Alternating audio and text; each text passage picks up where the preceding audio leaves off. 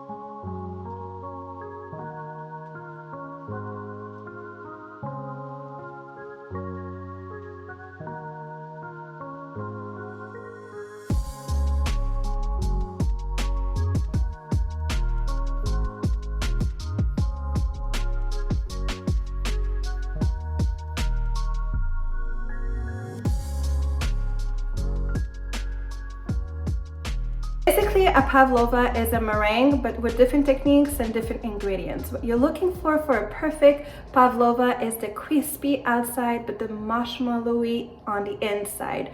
So it looks like it's complicated to do, but really it isn't, and the recipe is so easy to follow also.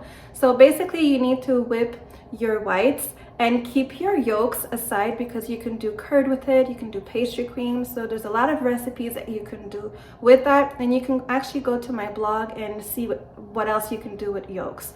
So you're gonna whip your whites first until they have like that soft peak. When you have that soft peak, you can go ahead and add your sugar, 1 tablespoon at a time. Super important, or else it won't double in size. It's not going to be, it won't integrate well. Okay, so just 1 tablespoon at a time of your sugar. You can use your granulated sugar, but it's a little bit big as a grain, so I would highly suggest you using something more thinner, like castor sugar, or also super fine sugar they call it. So you can use that instead, but granulated sugar works as well. So basically what you're going to do, you're going to whip until you have those nice stiff peaks. So once you've went from soft peaks to stiff peaks, and you're going to see like it's going to be stiff, like really stiff. Once you have that, you can go ahead and add your lemon juice and also your vanilla extract, or if you don't have lemon juice, you can also use cream of tartar. And the whole point of using lemon juice or cream of tartar is because it's going to stabilize your eggs. So once you have that, you're going to just whip until everything is nice and integrated.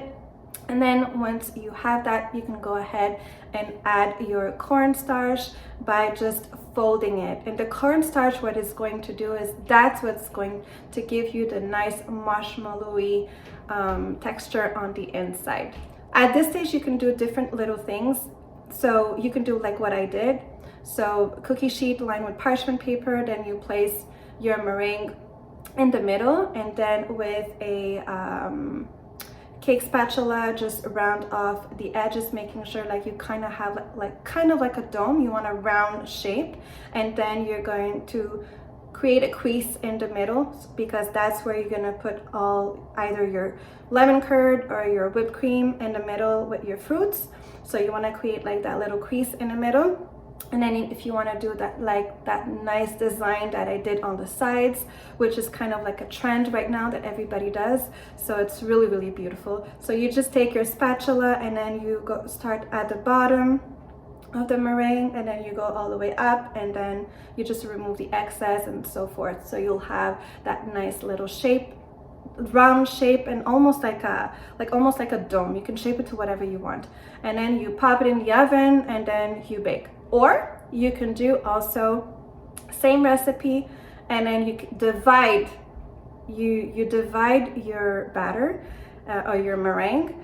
You divide your meringue, and then make sure to have the same size on each tray, and then you bake. So then if you do that, you can do on your cake plate, you can pavlova, you can do pastry cream or curd or whipped cream, pavlova, whipping cream, curd, whatever, and so forth. So you'll have that really beautiful kind of like a cake shape to it. You can add chocolate, caramel, almonds. I mean, it's endless. I went more like the traditional look to it. So I did the whipped cream in the middle, added some passion fruit. And the passion fruit, when you buy it, you'll see it's like most of the time it's going to be perfect. So what you want is to keep it, and the more wrinkly it is, the more sugary it will be. So little trick out there. And then you just fill it up with your fruits and enjoy. It's so good. Oh, by the way, I forgot to mention, so once you bake your pavlova and then your oven is finished, because it's going to be for at least an hour and a half, okay? I'm letting you know it's a little bit long, but it's well worth it. So then you just close the oven but you crack the door open a little bit and you let it cool in the oven. By the way, don't bring it to room temperature right away.